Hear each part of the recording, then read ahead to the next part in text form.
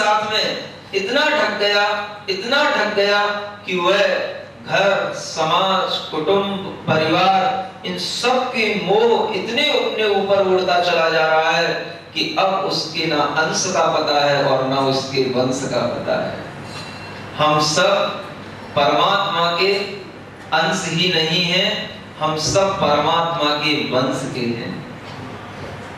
हेमा जी, केवल अंश नहीं, अंश होता है तो हमारे लिए बहुत लगता आ जाता, और अंश होता है तो हमारे लिए ऐसा लगता है कि जब हम परमात्मा की तरह विराट नहीं हो सकते तो हम फिर पुरुषार्थ करने से भी पीछे रहते हैं। लेकिन जैन दर्शन कहता है तुम अपने आप को परमात्मा का अंश मत समझो, तुम उसी परमात्मा के वंश के हो, और जब वंश के हो तो तुम भी परमात्मा की तरह पूर्ण तेज, पूर्ण प्रकाश को अपने अंदर धारण करने वाले हो। अंश में क्यों संतुष्ट हो रहे हो?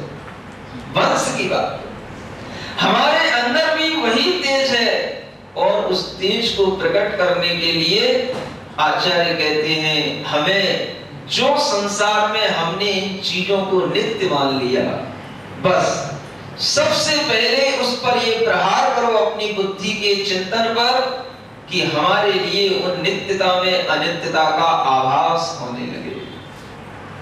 हर वस्तु, जो कोई भी हमें यहाँ पर परमानेंट बना करके हम यहाँ पर जा रहे हैं, हमें लग रहा है कि ये हमारे लिए परमानेंट है, हमें वही पिपरमेंट की तरह उड़ता हुआ दिखाई देना चाहिए। Nothing is permanent here. Everything is just like a peppermint. कुछ भी नहीं, क्या परमानेंट? जैसे वो पिपरमेंट की सुगंध में पिपरमेंट उसको खुला छोड़ दो अपने आप सब उड़ जाता है, उसी प्रकार से आचार्य कहते हैं तुम उस नित्यता में अनित्यता का बोध करो। जब तक तुम्हारी बुद्धि के चिंतन में ये बात नहीं उतरेगी तब तक ये अनित्य भावना पूर्ण भी हो जाएगी, तुम्हारे लिए कुछ काम में आने वाली नहीं। देखो, एक सप्ताह बीतने को है और कई लोग ये भी सोच रहे होंगे कि महाराज आगे बढ़े नहीं, ये अनित्य भावना पूर्ण कर ही नहीं रहे, और हम इसलिए पूर्ण नहीं कर रहे क्योंकि हमारा मन नहीं हो रहा है इसको पूरा करने का। हमारा मन इसलिए नहीं हो रहा कि हमें इसमें बड़ा रस आ रहा। जब तक इसमें रस आता जाए, लगता है कि इसको पीते जाओ, इसको चखते जाओ और इसको पिलाते भी जाओ, क्या फर्क है? ये सब ऐसे बड़े बड़े चॉकलेट हैं हम लोगों के लिए कि हम इन्हीं को जी करके जी रहे हैं, इन्हीं को खा करके जी रहे हैं, तुम्हारे भोजन से नहीं जी रहे। ध्यान रखना, आनंद इसी में झलता है, इसमें जो रस झलता है, ऐसा झलता है अगर तुम्हारा भोजन भी ना मिले, तुमने महाराज को बिना भोजन किए हुए लौटा दिया हो और वह पानी भी नहीं दिया हो, कोई तुम्हारा अपना भाव नहीं था, लेकिन मान लो अगर वह महाराज को भोजन और पानी नहीं भी मिला हो तो भी वह किसके सहारे जीते हैं? तो वह इन चॉकलेट को खा करके जीते। यही सबसे बड़ी कैंडी और मेलोडी जो कुछ भी है यही है। और ये इतनी अच्छी चॉकलेट्स हैं कि इनको खाते खाते कभी भी जी आघाता नहीं है, कभी नहीं आघाता। ऐसा इसमें रस रहता है, लगता है कि आखिर इस चिंतन में, इस बुद्धि में बस यही प्रतिभासित होता रहे जो प्रतिभास कभी इन आचार्य कुंद देव को, इन गाथाओं को लिखते समय हुआ, हमें भी ऐसा ही प्रतिभास होता रहे और कुछ नहीं।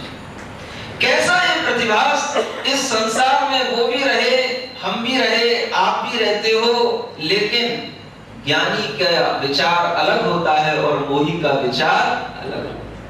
मोही हर चीज को पकड़ता है, हर चीज को जकड़ता है, और ज्ञानी हर चीज को केवल देखता है, लखता है, वह ना उसको पकड़ता है, ना उससे जकड़ता है और ना अपने में किसी को जकड़ाता है, वो सिर्फ लखता है। और जब हमारे अंदर इस प्रकार का विचार आ जाता है तो हमारे भीतर का मोह धीरे धीरे अपने आप ऐसे गलता चला जाता है कि फिर कहने की जरूरत नहीं पड़ती। मोह नींद से उठ रे चेतन, तुझे जगावन को। देखो, हो दयाल उपदेश करे, गुरु बारे भावन को। वह दयाल, वो कोई दयाल भी हो सकता है, लेकिन सबसे बड़ा दयालु गुरु होता है। दयाल का मतलब वह दयालु उपदेश दे रहा है। मोह नींद से उठ रे चेतन, चेतन उठ, तू अभी तन में सो रहा है, चेतन है, तन में सो रहा है, और तुझे अभी ज्ञात नहीं है कि तेरा वतन कुछ और है, और तू अभी तन में ही सो रहा है और इस तन में ही खो रहा है। पहले तू अपने तन की नींद भगा, फिर हम तेरे चेतन की नींद भगाएं। कम से कम तन की नींद तो भागे। जब तक इस तन की नींद नहीं भागेगी, चेतन की नींद कहां से भागेगी? विचार करो, उस चेतन को आच्छादित कर रखा है इस मोह ने, और वह मोह किस किस का?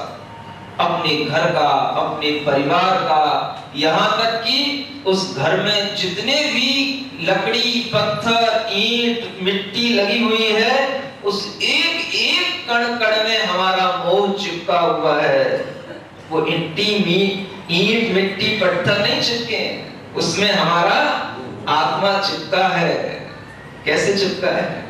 अगर एक भी स्क्रैच उस पुट्टी के ऊपर आ जाती है जो आपने इस वर्ष कराया है, तो देख लो, ऐसा लगता है कि यहीं पे स्क्रैच आ गई। ऐसा झगड़ा है। नई कार लेकर के आए, चाहे वो पैलेस हो, चाहे वो वैगनआर हो, चाहे वो सेंट्रो हो, कुछ भी, और आते ही उस कार का आपने अनावरण किया और किसी बच्चे ने उसमें पत्थर मार दिया, या उस पर एक किसी ने पत्थर से स्क्रैच कर दी, आप देखना आपका मोह उसमें कितना झगड़ा होगा, आपको उस दिन नींद नहीं आएगी। आप उस बच्चे को पीट भी सकते हो, मार भी सकते हो, और आपके लिए कितना क्रोध का भाव उसमें जुड़ जाएगा। आचार्य कहते हैं एक एक वस्तु से हमारा मोह जुड़ा हुआ है। तुम लोग सोच रहे हो अनित्य भावना हो गई, राजा राणा छत्रपति हाथन के असवार। मैं सोच रहा हूं कि इस अनित्य भावना का कुछ फल तो दिखे, किसी भी पत्थर के ऊपर कोई थोड़ी सी चोट पड़ती तो दिखे, किसी के अंदर कुछ उस मोह का गलाव तो दिखे, लेकिन कुछ भी नहीं दिख रहा। ये मोह की भावना से बढ़कर के ये बाह्य भावना असर नहीं डाल पा रही।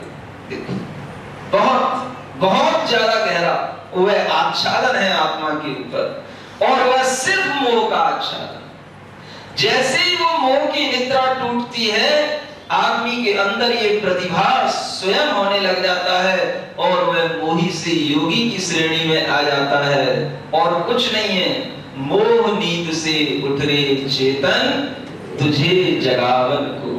अभी तो पहले उसको रात की नींद से जगो चेतन, फिर उसके बाद में जब रात की नींद खुल जाए तब मोह की नींद की बात करें। जो रात की नींद में सोए हैं अभी, उनके लिए मोह की नींद की बात भी सुनना बहुत अलग बात।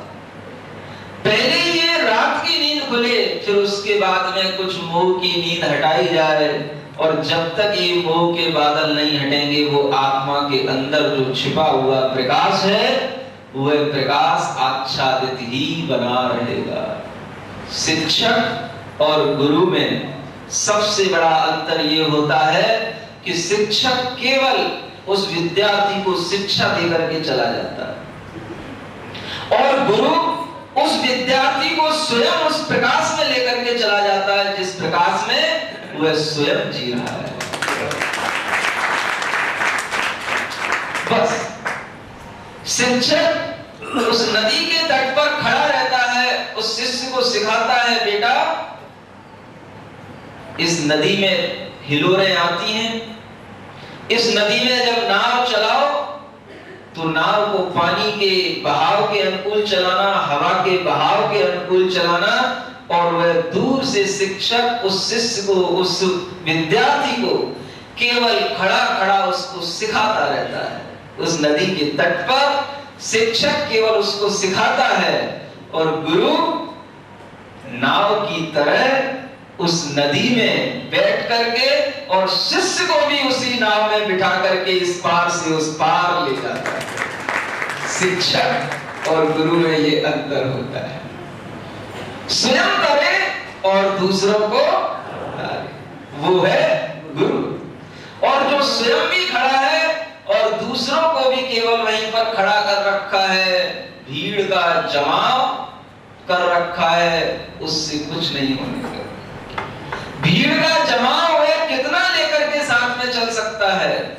वह तो केवल तट पर खड़ा होकर के केवल शिक्षा देता है और गुरु स्वयं उस नाव पर सवार होता है। धर्म की नाव पर सवार होकर के गुरु स्वयं चलता है और कहता है तुम भी आ जाओ, कोई पैसा नहीं लगेगा, तुमको पार करा देंगे, उतार देंगे।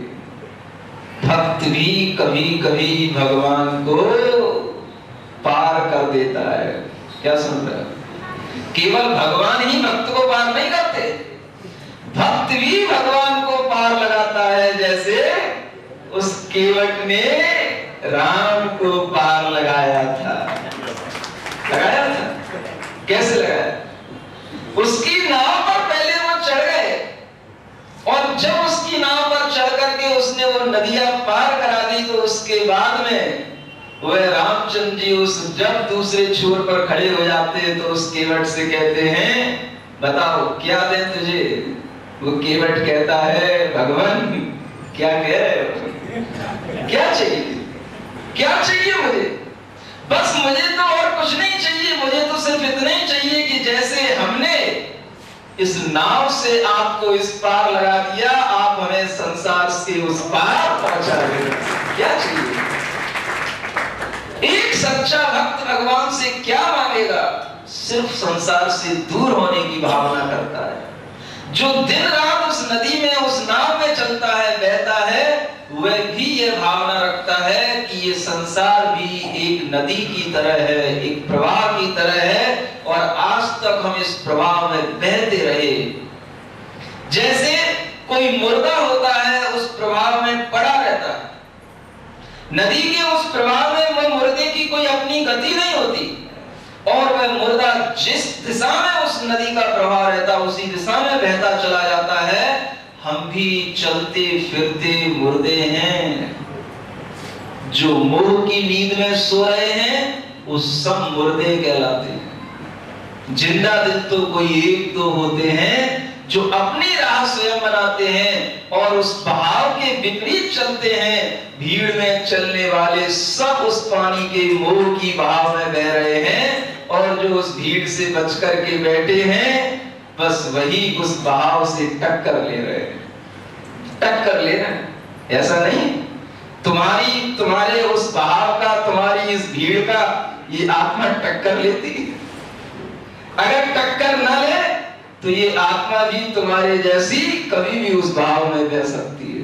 बहुत थपेड़े मिलते हैं सुबह से शाम तक। विलासिता के इस युग में क्या क्या नहीं देखा जाता, क्या क्या नहीं समझ में आता, सब कुछ आता है। लेकिन अगर ये नाव भी उस भाव में बह गई तो फिर समझ लेना कि फिर आपको बचाने वाला कोई नहीं। मुर्दा दिल उस भाव में बह जाता है और जिसके अंदर मोह कम हो जाता है, थोड़ा सा भी जिसके अंदर हाथ पैर फड़फड़ाने की इच्छा हो जाए और जागृत हो जाए तो वह अपने को उस बहाव से बचा सकता है। वह मोह का बहाव बहुत पुराना है और सब इस तरह से बह रहे हैं कि आसपास में अगल बगल में भी देख लेते हैं, भैया वो भी बह रहा है, अपन भी बह रहे हैं, उसको थपेड़े लग रहे हैं, अपन को भी लग रहे हैं। अरे भैया दुनिया का ये ही स्वभाव है। अब ज्यादा सोचो मत, जहां पर चल रही गाड़ी चलने दो, जिधर पे बहाव जा रहा है ले जा रहा है उसको ले जाने दो। एक प्राणी दूसरे प्राणी को बस इस तरह से देखता है, उसने हमसे मोह किया, हमने उससे मोह किया और ये संसार इसी तरह से चल रहा है। उस संसार में से एक व्यक्ति अगर कोई जग जाए और वह तमाम बहते हुए मुर्दों से कहे कहां बह रहे हो, थोड़ा तो रुको, बताओ रुक सकेंगे? कहते हैं नक्कार खाने की आवाज, नक्कार खाने में किसकी आवाज? तूतरी की आवाज, कुछ नहीं पूछता। ऐसा नक्कार। दुनिया की विलासता जहां पर आदमी के ऊपर इतनी हावी है, मोह, काम, वासना, ममता इतनी हावी है कि वहां पर ये अनित्य भावना अगर गुजर भी जाए आपके लिए, आपके सामने से, तो आपके अंदर कोई भी भाव बहुत देर तक टिकने वाला नहीं। कितनी देर टिकता है? जितनी देर यहाँ बैठे हो बस उतनी देर टिका हुआ है, बस उतनी देर। वो भी जब तक तुम कान दिए हो यहाँ पर, और यहाँ पर भी अगर कहीं तुम सुख की नींद में सो गए तो फिर कोई उसका पतवार नहीं, फिर कोई भरोसा नहीं। इसलिए बस इतनी देर का हुआ है आपके अंदर ज्ञान, और जैसे ही आप इस बाउंड्री से बाहर निकलते हो अपना सारा का सारा ज्ञान छूट जाता है और पुनः उसी मोह के बादल से वह आत्मा आच्छादित हो जाती है। कितनी देर का? आचार्य कहते हैं हमें ये भावना एक बार नहीं करना, अनुप्रेक्षा। अनु का मतलब होता है लगातार। हमारे दिमाग में वो चिंतन लगातार चलता रहे, जैसे ही हमारे सामने कोई भी वस्तु आए हमें मोह उत्पन्न करे और हमारी उससे आसक्ति हो और हमारे मन के अंदर भाव आ जाए यह वस्तु अनित्य है। बताओ, आ सकता है? आसक्ति पहले आती है, आसक्ता तो बहुत बाद की बात है। पहले जैसे ही वस्तु को देखो समझ में आ जाए। आज महाराज ने कहा था ये अभी तो रंग इसमें दिखाई दे रहे हैं, जल बुद्बुद सम जीवन है। वह चलते बुलबुले में कलर दिखाई दे रहे हैं, लेकिन वो कलर थोड़ी ही देर बाद विलुप्त हो जाएंगे। उसको पकड़ने का प्रयास मत करो, क्योंकि वो भी समय हमारा व्यर्थ चला जाएगा। जब तक तुम उसको पकड़ोगे तब तक उस बुलबुले की परिणति भी बदल जाएगी, क्योंकि यहाँ पर एवरीथिंग इज चेंजेबल, सब कुछ। जिस क्षण तुमने फूल को देखा उस क्षण का फूल अलग, और जब तुमने उस फूल को छू लिया या तोड़ लिया तो उस फूल की परिणति अलग। देख लेना, ज्ञान करने की नजर चाहिए। वह देवता ने जैसे सनत कुमार चक्रवर्ती के सौंदर्य को देख करके कहा कि जब हमने तुम्हें 10 मिनट पहले देखा था तब तुम्हारा रूप कुछ अलग था, और अब हम जब तुम्हें देख रहे हैं तो अब तुम्हारा रूप बदल गया। अब इस परिवर्तन में तुम अपने आप को संभाल लो। कुछ भी यहाँ पर हमेशा एक जैसा रहता ही नहीं। जिस क्षण हमें जो चीज अच्छी लगे, जरूरी नहीं कि हम उस चीज को पाने के बाद भी वह हमें उतनी ही अच्छी लगे। और अगर वह उतनी ही अच्छी लगती होती तो दुनिया में कोई भी व्यक्ति कभी किसी को तलाक नहीं देता। क्यों होते हैं तलाक? क्यों हम जिस घर में रहते हैं उसी घर में फिर पार्टीशन होते हैं? क्यों हमारी एक एक चीज का बंटवारा होता है? जब हमें कोई चीज अच्छी लग रही है तो फिर उसका बंटवारा नहीं होना चाहिए। एक छोटी सी वो घटना याद आती है, जब एक दौरानी और एक जेठानी, और बड़ी जेठानी कहलाती ऐसे थोड़ा थोड़ा भूल रहा हूं परिवार की बात, और छोटी दौरानी कहलाती है, देवरानी, उसी को दौरानी कहते हैं भाषा में। अब वो देवरानी के तो पुत्र हो गया और जेठानी के पुत्र नहीं हुए। देखो, सहन नहीं हुआ उस जेठानी को। उसने क्या किया कि जब उसका पुत्र हो गया तो उसने अदालत में क्लेम कर दिया कि ये पुत्र हमारा है और ये देवरानी मेरे पुत्र को रखे हुए। बताओ क्या कर सकते? उसने सोचा कि अगर ये पुत्र हमारे पास में नहीं है तो इसके पास में भी नहीं रहना चाहिए। बहुत छोटी सी घटना है, कभी किसी आपने दूसरी चौथी की पुस्तक में पढ़ी होगी, आज हमें याद आ गई, लेकिन है बहुत जानदार। अब उस अदालत में केस पहुंचा और उसमें पूछा गया जेठानी से भी पूछा गया, देवरानी से भी पूछा गया। देवरानी कहती है नहीं सर, ये बच्चा मेरा है। जेठानी कहती है नहीं, ये लड़का मेरा है। अब बताओ क्या गारंटी है? कैसे वो अदालत में वो वकील सिद्ध करे? कौन सी वकालत करे? कैसे उसको सिद्ध करे कि नहीं ये बेटा तेरा है और ये बेटा इसका नहीं है?